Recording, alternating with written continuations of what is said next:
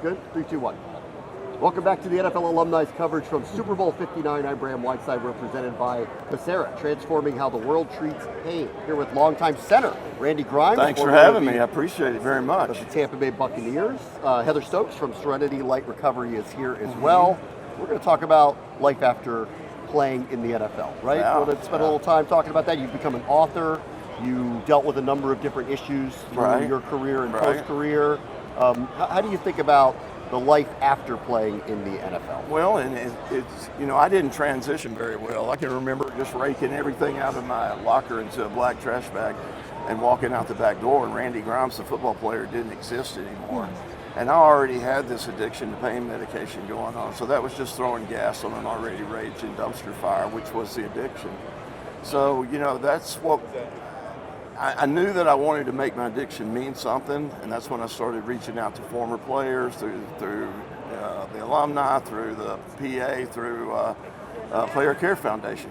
And I wanted to help as many, because I knew there was a lot of guys out there just like me who were suffering in silence, self-medicating the injuries they got while they were in the league.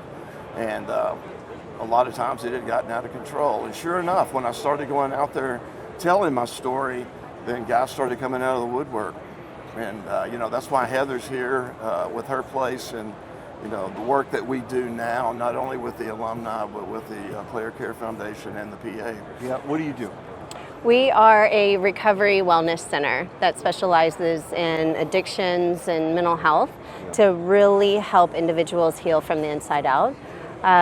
We implement wellness in everything we do: full medical detox, residential care, and intensive outpatient.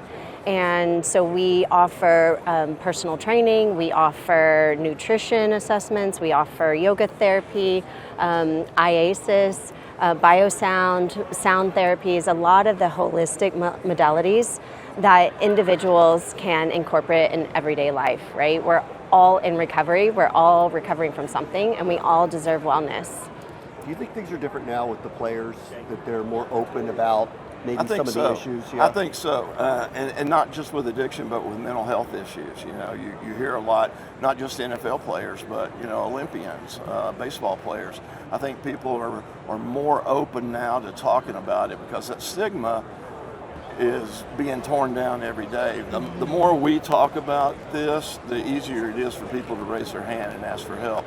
Also with the NFL, I know the DEA's gotten involved. They don't prescribe narcotics like they used to. It used to be off-label. I could just go get whatever I wanted out of the drug safe. But all that's gone away now, and there's more accountability. And I like to think that because of the advocacy that we've done over the last 16 years, this is my 16th Super Bowl to be at, that's had something to do with it. What about the older players still? Is there still that chasm of, I don't talk about it? Do you feel like there's a generational gap that's happening here with this? Yeah, I think so. I think there's a lot of guys that, we were raised that way. Just rub dirt on it and get back in there. Big boys don't cry.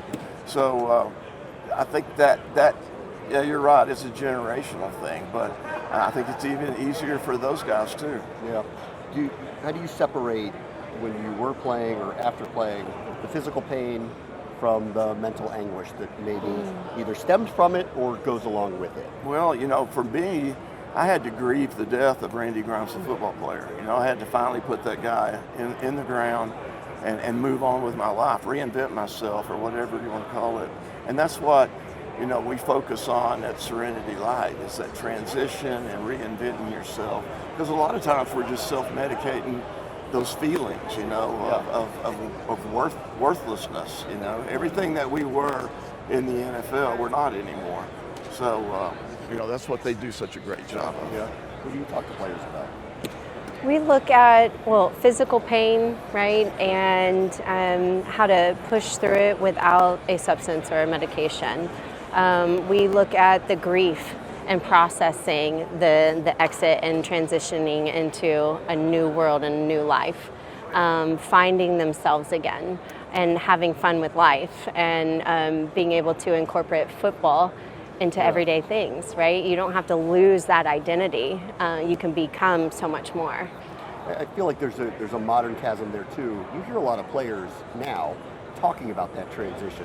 When my career is over, these are the things I would be interested in that maybe didn't really exist in the locker rooms that you played in the past. Well, and I think organizations like yours is helping people transition, preparing them, 2 and 3 years out. I always thought that I was ready to retire, but until it really happens and you get that knock on the door, you're not ready. And that's why I struggled for so many years. I was not prepared for that. I thought the money was going to last forever. I thought the career was going to last forever. And you've been the first if that happened. right. Unless I was Tom Brady. Right? But that's what they do a better job of now. Alumni helps with that. The PA helps with that, and I'm grateful for that because it prepares these young kids who have, they have generational wealth now. They don't run out of money like we did. That is a huge difference from the time period. That, well, not all of them, of course, but like the primary players do have a different level of wealth that they come out of this, and offers them opportunities probably that are different than what you were back in the day. Tell me a little bit about your book. You've been an author as well. You've written about all these topics. What's the core of the book? Well, the book, we did the book because we wanted it to be a healing tool for our family. I wanted everybody in my family, everybody who was affected by my addiction, I wanted them to have a platform and share how they felt and, kind of move on. Little did I know it would be so successful and that it would help so many different people. So I'm really proud of it. Me and my wife wrote the book. And we worked hard. We put a lot of blood, sweat, and tears into that book. But it's been very helpful and on a lot of different levels. Randy, it's a pleasure seeing you. Thanks. Pleasure meeting you Yes, as well. pleasure. Thank you very much. Thank you so much.